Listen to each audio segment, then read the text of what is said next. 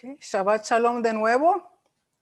Gracias por estar aquí con nosotros. Pero antes de comenzar, quiero públicamente darle las gracias a Lisa Velázquez por el tiempo que ella tomó en dar las porciones de la Torah, las enseñanzas por 5 viernes mientras estuve recuperando de mi cirugía. Así que Lisa, si estás por ahí o si en algún momento ve el video, muchas gracias. Que Dios te bendiga por el favor que me hiciste y por compartir tu tiempo y compartir la enseñanza. Así que de nuevo muy agradecida.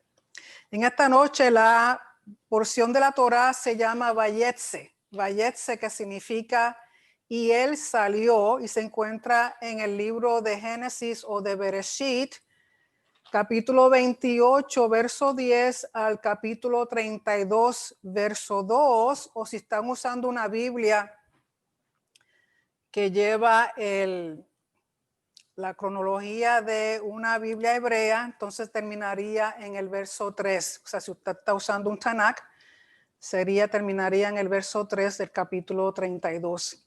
Y la vez pasada quedamos en que sabemos que Jacob salió huyendo de su casa, de su familia, por lo que había sucedido con su hermano, de que él hasta cierto punto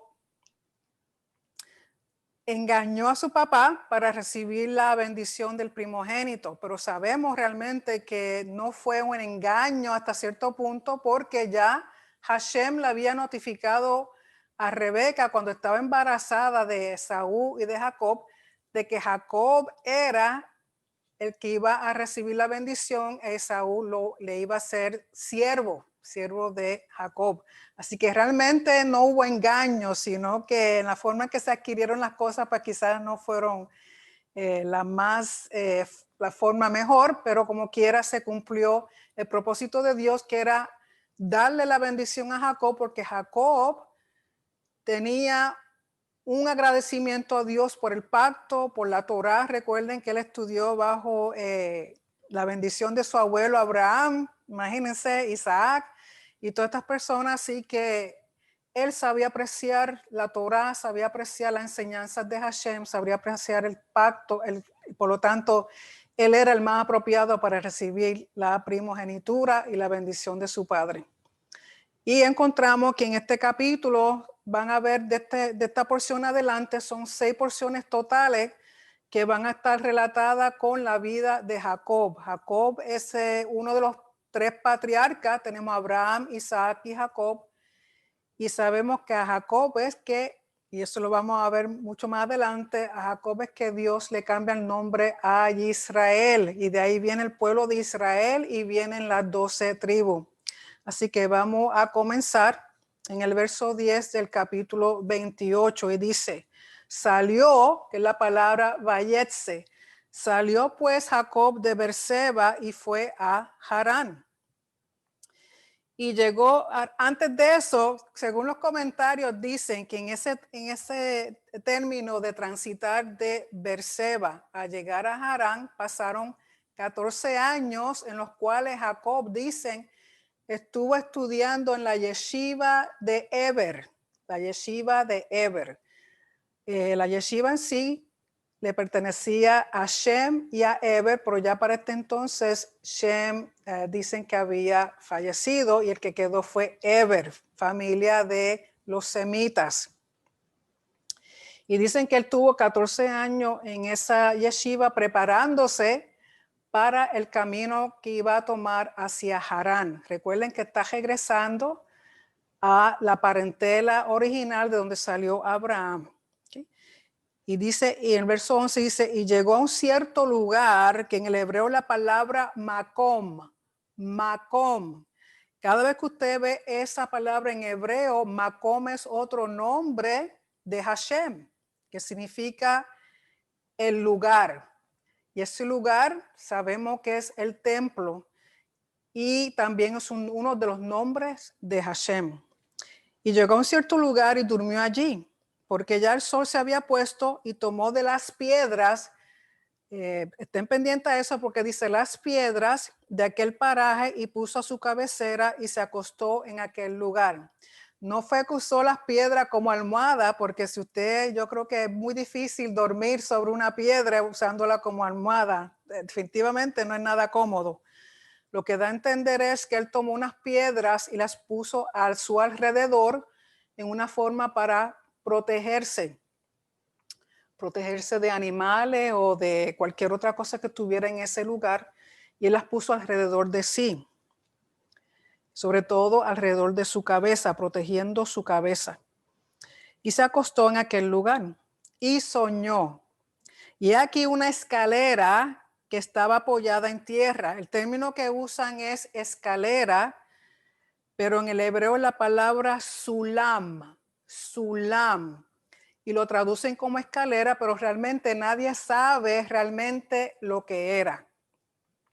Pero si uno ha estudiado un poquito del antiguo Medio Oriente, en aquel entonces había unas estructuras que se hacían que semejaban una montaña, y esas estructuras eran rectangulares y tenían varios pisos, y el propósito de construir esas estructuras era, conforme a como creían en aquel entonces, que al hacer esas estructuras, mientras más altas, daban la oportunidad de que los dioses bajaran del cielo a la tierra para ver a sus criaturas, ¿okay? Para ser servidas por sus criaturas.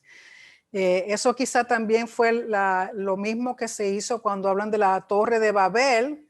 No era una torre como nosotros pensamos hoy día una torre, sino que también era una estructura de esa forma que se le llama zigurat. Zigurat.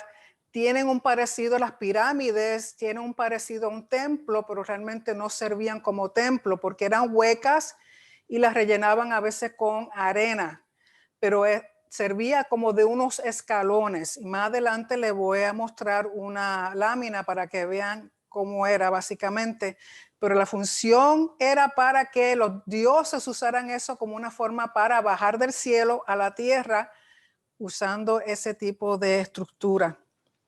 Y dice que aquí una escalera que estaba apoyada en tierra y su extremo tocaba el cielo.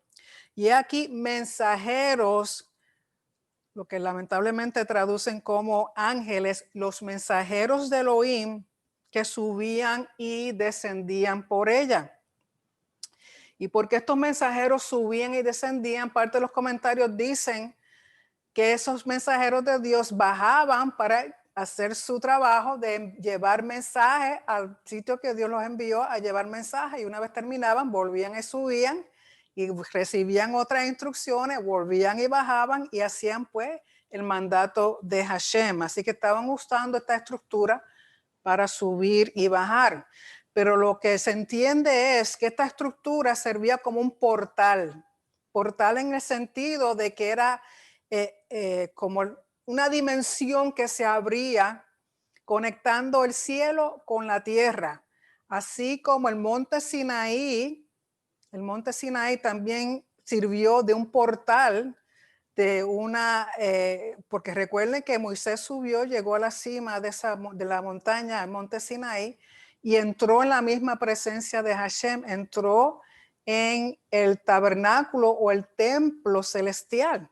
O sea que al entrar ahí entró una dimensión que nosotros no la podemos ver, pero sí sabemos que existe. Por lo tanto, de igual manera, el monte Sinaí fue un portal, un punto que conecta el cielo y la tierra, donde el cielo y la tierra se hacen una sola cosa, la unión de ambas cosas, y así Dios tiene acceso a toda su creación, tanto en los cielos como en la tierra. Así, de igual manera, este lugar donde se encuentra Jacob, que según él está soñando, ve esta estructura que conecta el cielo y la tierra y abre una dimensión, abre un portal donde tanto el cielo como la tierra son conectados. Una de las dos cosas que dicen los comentaristas es que este es el lugar que representa donde se encuentra el templo, que es el monte Moriah, que es el lugar donde el templo luego fue construido. Otros dicen que por ser ese el lugar del templo, que las oraciones ahí van directas al Señor, que es el punto donde cuando las oraciones, según usted está orando, los ángeles bajan, los mensajeros toman esa oración y la llevan ante la presencia del Padre. Y vienen y bajan y traen la respuesta.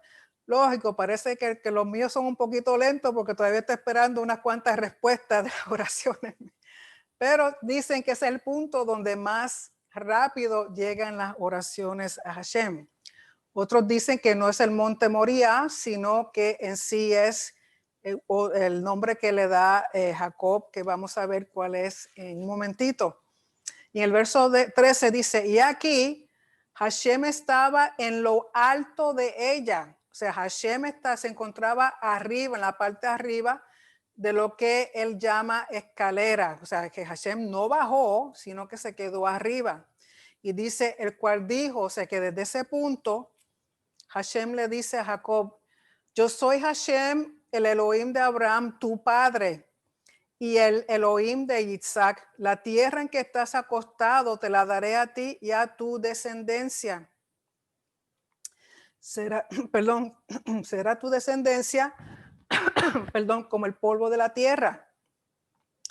Y te extenderás al occidente, al oriente, al norte y al sur, y todas las familias de la tierra serán benditas en ti y en tu simiente. La palabra que aquí traducen como te extenderás, en el hebreo es la palabra ufaratsta,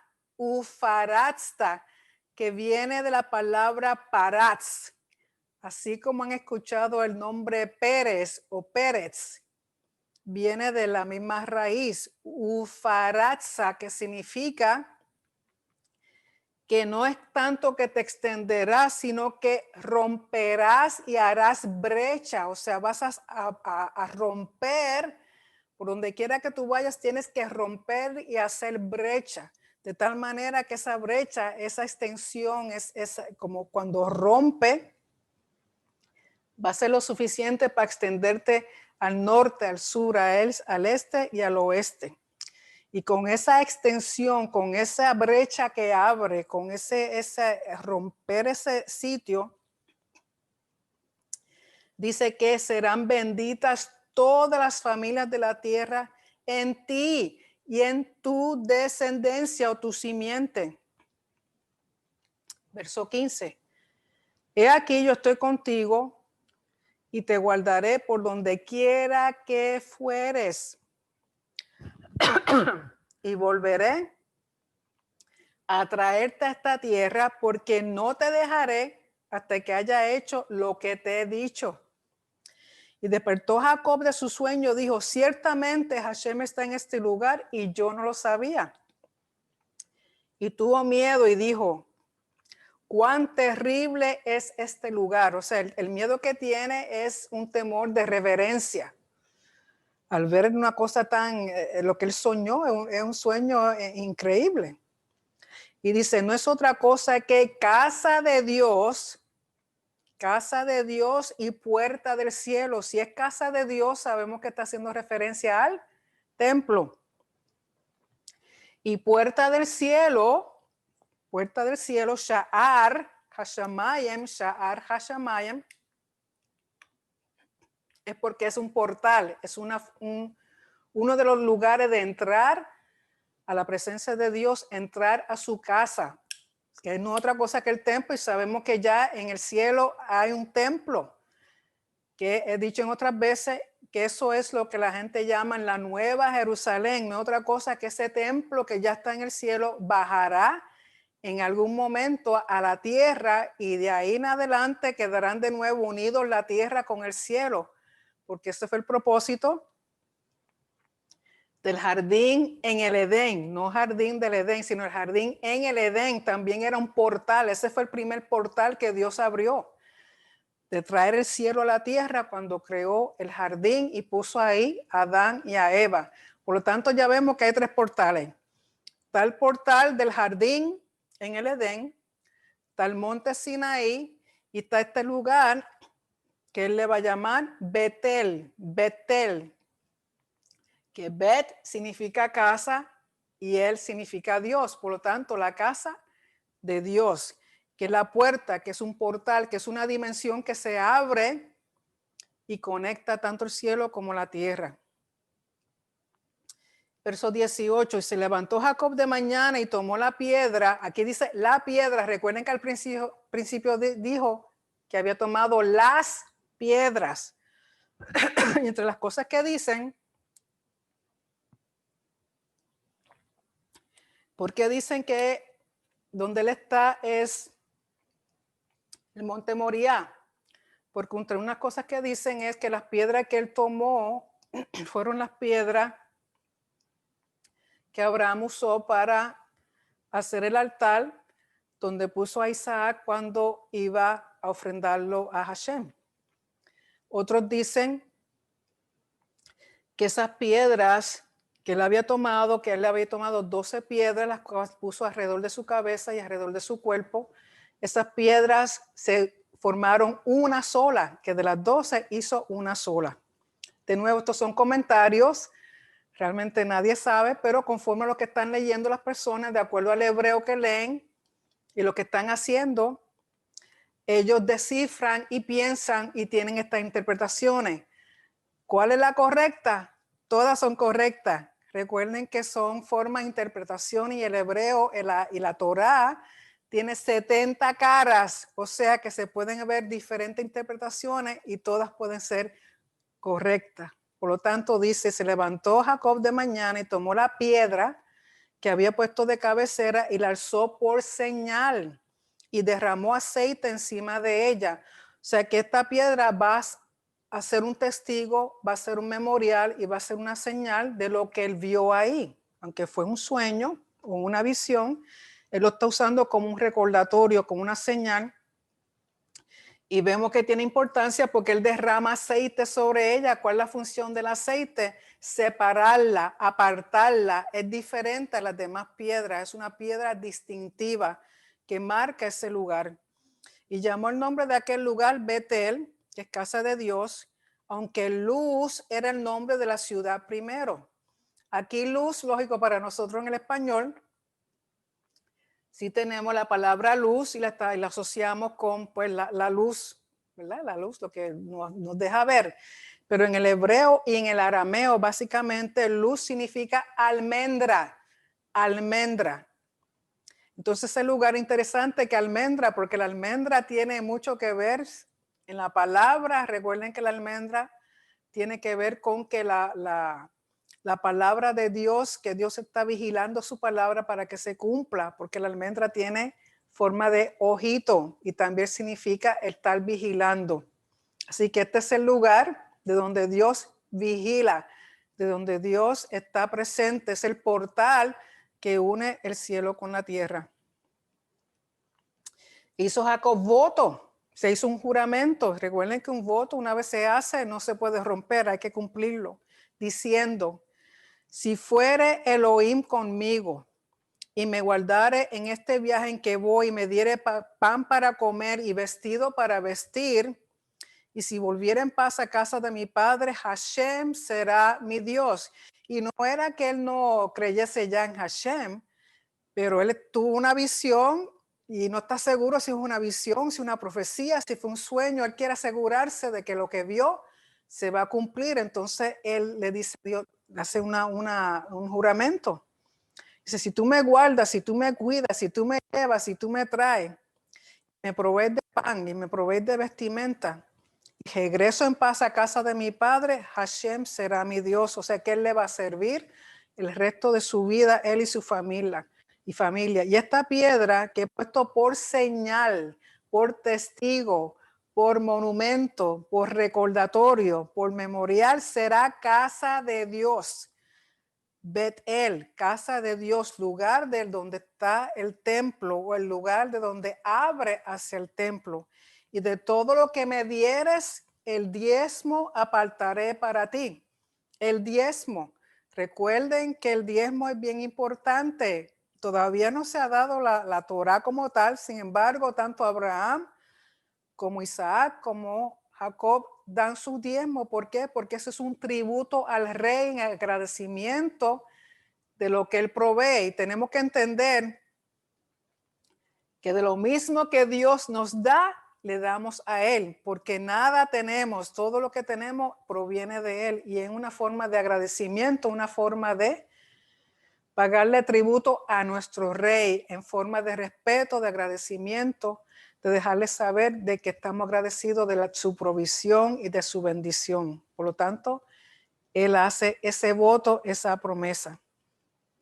Y es interesante que los comentaristas dicen que cuando él dice, Jacob dice que le provea de pan, que el pan se refiere a la Torá. Recuerden que el pan está asociado con la palabra y Yeshua es el pan de vida. Por lo tanto, el pan aquí está haciendo referencia a la Torá y el vestido está haciendo referencia a los mandamientos, a los hechos de justicia, a los hechos de rectitud.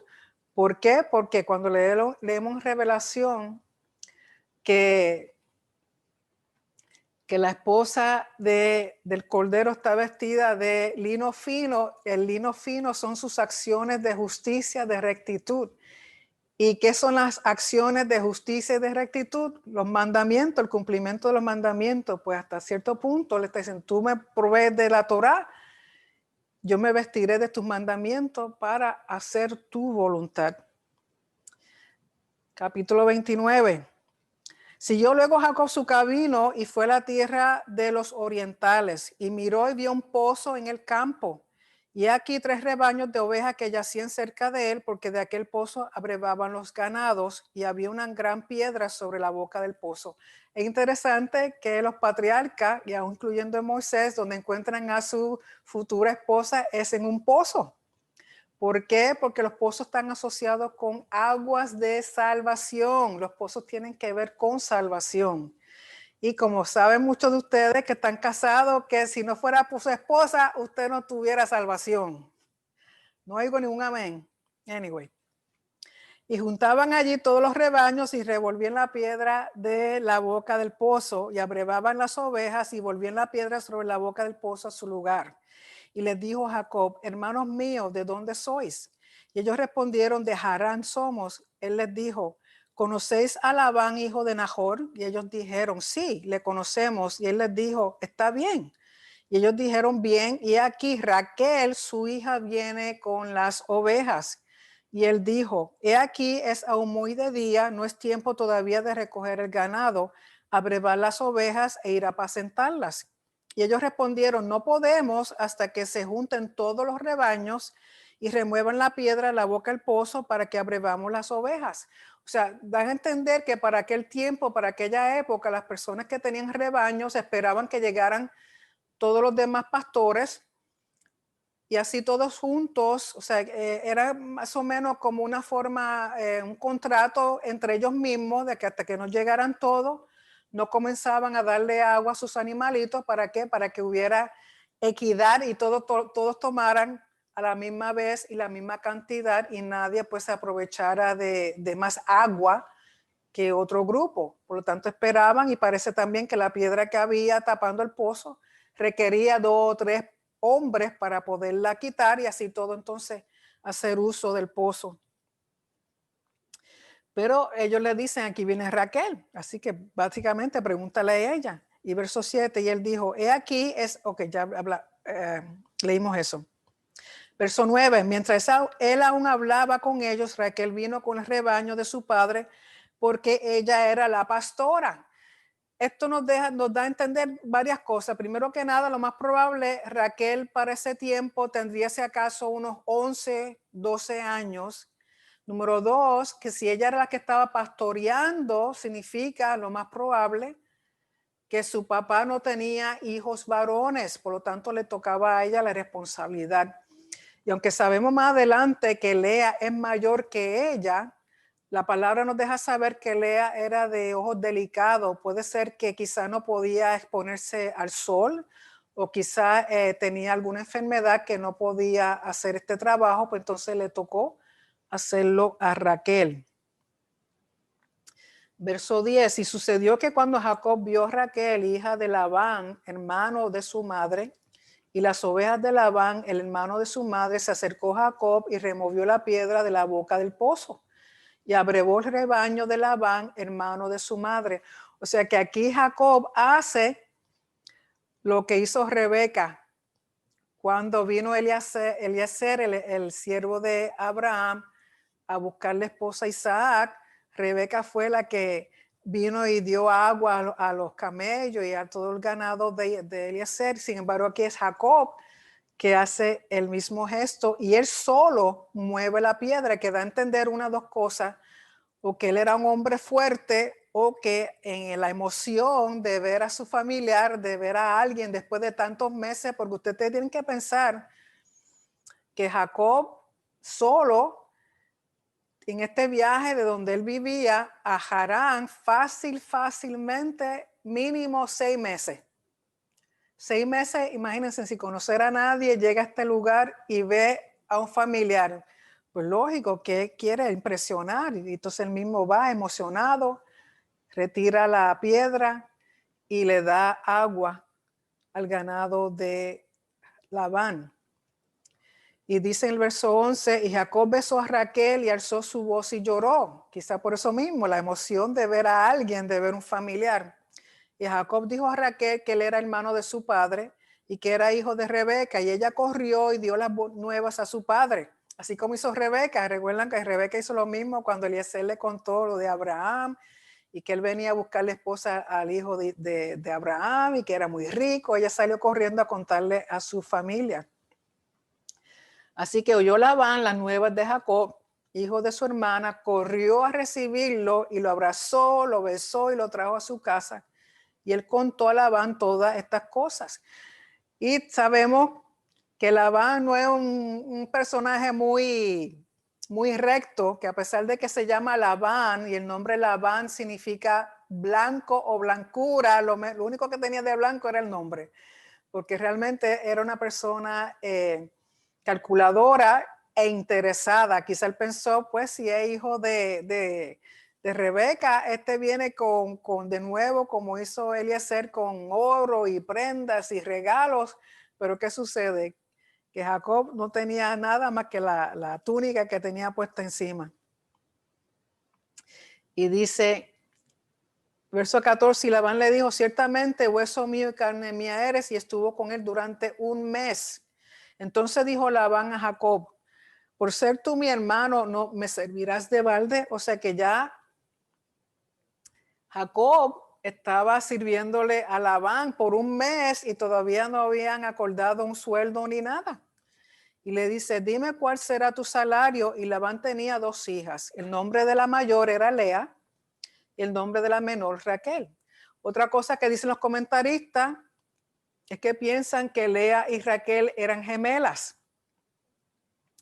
Y vamos a ver por qué. Y los ojos de Lea eran delicados, pero Raquel era de lindo semblante y de hermoso parecer. Y Jacob amó a Raquel y dijo, yo te serviré 7 años por Raquel, tu hija menor. Cuando uno hace los cálculos, recuerden por qué él dice que sirve 7 años por Raquel. Recuerden que Jacob salió corriendo, huyendo de su familia, porque Esaú, su hermano, estaba pronto a matarlo, tan pronto muriera Isaac, Esaú estaba dispuesto a matar a su hermano por la cuestión de la herencia, de la primogenitura.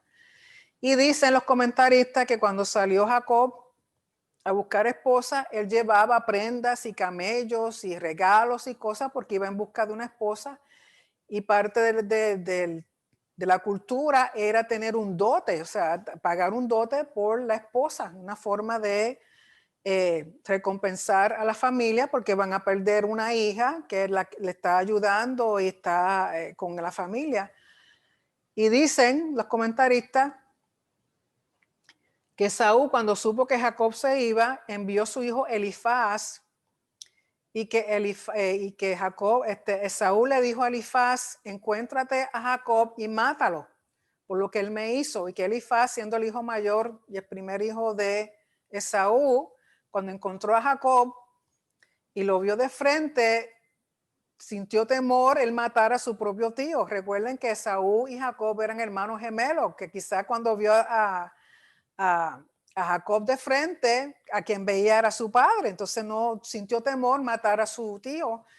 Y con los comentarios dicen que Jacob le dijo a su sobrino Elifaz, pues mira, para que no tengas problemas con tu papá, dile que sí, que me mataste, entonces llévate todas mis cosas, todas mis prendas, todo lo que yo tengo, como evidencia de que me mataste, y así pues tú quedas bien y él queda satisfecho y no hay problema. Pero al suceder eso, Jacob se queda sin nada para darle a Labán por la esposa que él iba en busca de ella, o sea que no tenía nada. Por lo tanto, por eso él dice, trabajaré 7 años por Raquel. Y si se calcula en base a cuánto se pagaba un jornalero y cuánto se daba de dote, esos 7 años era mucho más el pago que se daba, que el dote que se daba regularmente por una esposa. Por lo tanto, esos 7 años eran mucho más dinero en términos de dinero que lo que él traía consigo. Verso 19, y Labán respondió, mejor es que te la dé a ti y no que la dé a otro hombre, quédate conmigo. Así sirvió Jacob por Raquel 7 años y le parecieron como pocos días porque la amaba. Entonces dijo Jacob a Labán, dame mi esposa porque mi tiempo se ha cumplido para unirme a ella. Entonces Labán juntó a todos los varones de aquel lugar e hizo banquete. Y sucedió que a la noche tomó a Lea su hija y se la trajo y él se llegó a ella. Y dio Labán su sierva Silpa a su hija Lea por criada. O sea, como un regalo de matrimonio, él le da una criada. Venida la mañana, he aquí que era Lea, y Jacob dijo a Labán, ¿qué es esto que me has hecho? ¿No te he servido por Raquel? ¿Por qué pues me has engañado?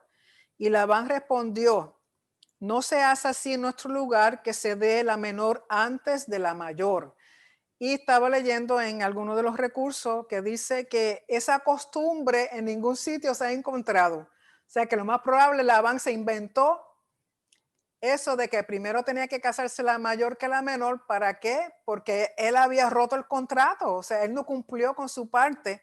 Y para evitar que Jacob le dijera, mira, tú rompiste el contrato, por lo tanto es imposible, dame a Raquel. Él le dijo, le hizo ese cuentito de que tenía que primero casarse la mayor que la menor. Y le dice, cumple la semana de esta, o sea, la semana de Lea. ¿Por qué? Porque las bodas hebreas o judías son por 7 días. Y se te dará también la otra por el servicio que hagas conmigo otros 7 años. Por eso es la costumbre, sobre todo en las bodas judías, que el novio, contrario a como hacen acá, de que usualmente el novio, cuando está casándose, que viene la novia y llegan y el padre entrega a la novia al novio, en ese momento el novio le sube el velo a su prometida para ver que es ella, ¿no? Pero el judío hace diferente. El novio es el que le pone el velo a la novia para asegurarse de que no le pase lo que le pasó a Jacob con Lea y Raquel. De ahí que viene la costumbre del velo, pero en el judaísmo el novio es el que le pone el velo a la novia, la deja con su velo puesto, se asegura que es la que es, entonces se va y la espera en lo que ella viene. De ahí es esa costumbre. Y dice, cumple la semana de esta y se te dará también la otra por el servicio que hagas conmigo otros 7 años. E hizo Jacob así y cumplió la semana de aquella y él le dio a Raquel su hija por mujer. Había dicho anteriormente que muchos piensan que eran gemelas. ¿Por qué? Porque no pudo, Jacob no supo distinguir entre una y la otra. Por lo tanto, dicen que eran gemelas, que eran del mismo tamaño, que eran de la misma figura. Otros dicen que fue que a Lea le pusieron un velo bien oscuro, bien espeso, que no se podía ver a través de él, pero cualquiera que fuera la razón, quedó engañado. Y dio Labán a Raquel su hija, su sierva Bilha, por criada, y se llegó también a Raquel y la amó también más que a Lea, y sirvió a Labán aún otros 7 años. Y ahora es que viene lo bueno.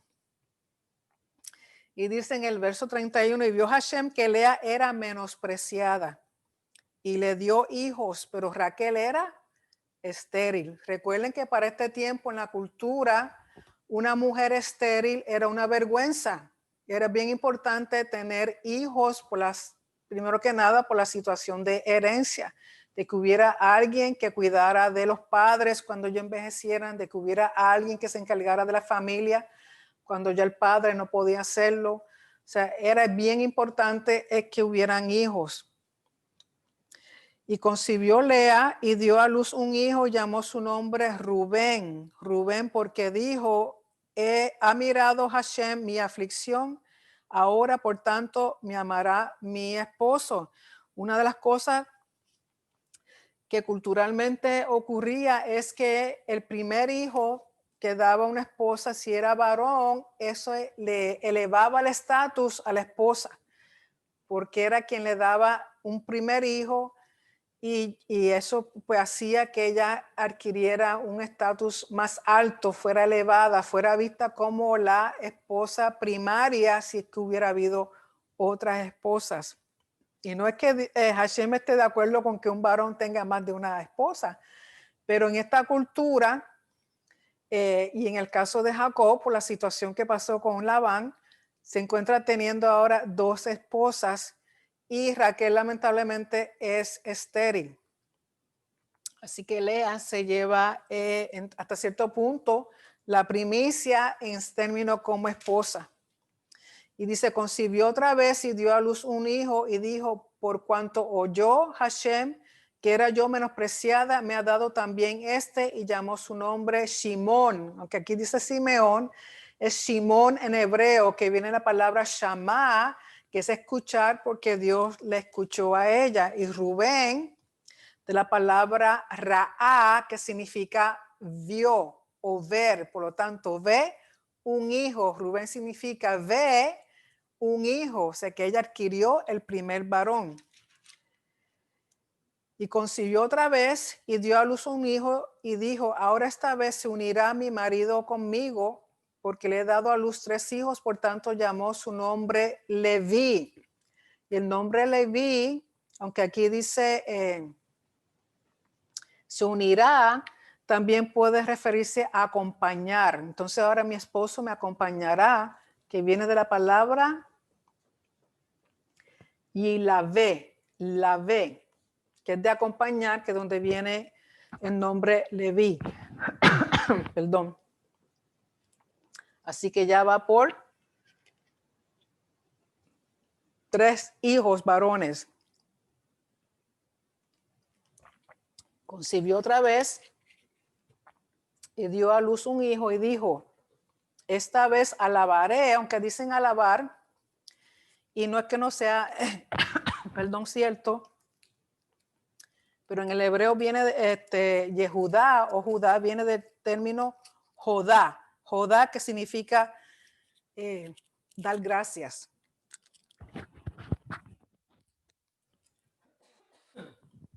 Por ejemplo, cuando dice Jodú, la Adonai Kitov, Jodú, es dar gracias. Jodú de dar gracias, o sea que dar gracias o alabanza. Esta vez alabaré o agradeceré a Hashem. Por esto llamó su nombre Judá o Yehudá y dejó de dar a luz. Así que tenemos aquí que Lea le da a Jacob 4 hijos varones. Perdonen. De los cuales hay 2 tribus bien importantes.